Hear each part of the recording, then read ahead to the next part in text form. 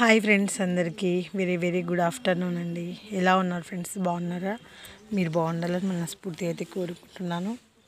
Friends, voice slow అయింది, మనస్సు అసలు బాగాలేదు. చాలా అంటే చాలా బాధగా అనిపిస్తుంది. ఏదో తెలియని బాధ. మాకు ఏం జరగకపోయినా ఎవరివైనా ప్రాణాలే కదా ఫ్రెండ్స్.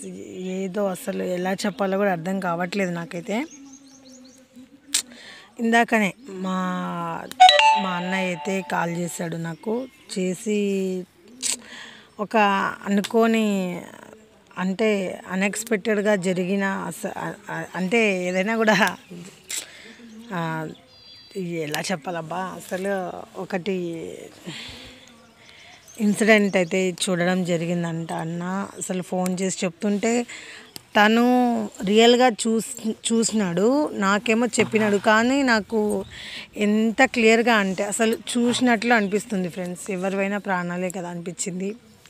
అసలు ఏం జరిగిందంటే ఒక యాక్సిడెంట్ అనేది జరిగిందంట ఫ్రెండ్స్. దాంట్లో ఇద్దరు ప్రాణాలు అనేది కోల్పోయారంట. అసలు ఒక్కరు ఏదో ఉంటే ఉండొచ్చు, ఒక్కరైతే అసలు ఇంకా స్పాట్లో అనేది ప్రాణాలు అయితే విడిచేసినారంట. అసలు ఇంకా అది చెప్పినాక ఇంకా నాకు అసలు ఏమి అనేది, ఎవరివైనా ప్రాణాలే కదా. అసలు నాకు డ్రైవర్లు అంటేనే డ్రైవర్లు అంటే అది కాదు, డ్రైవింగ్ ఫీల్డ్ అంటేనే అస్సలు నచ్చదు ఫ్రెండ్స్ నాకైతే. నా మనసులో మాట చెప్తున్నా. అసలు వాళ్ళు ప్రాణాలు అరచేతిలో పెట్టుకొని వెళ్ళేటట్లు ఉంటుంది.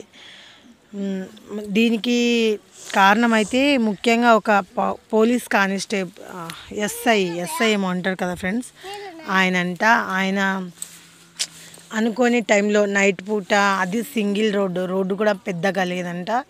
అసలు అక్కడ అనేది ఆపిండంట. అట్లా ఆపినందుకే అది ఖచ్చితంగా ఆయననే కారణం అని చెప్పేసి చెప్పిండు.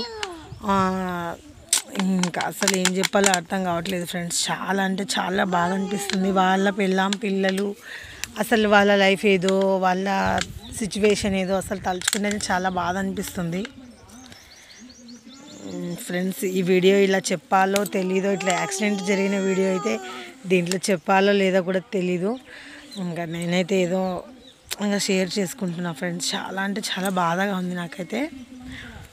ఓకే ఫ్రెండ్స్, వీడియో నచ్చితే లైక్ చేయండి, షేర్ చేయండి, సబ్స్క్రైబ్ అయితే చేసుకోండి ఫ్రెండ్స్.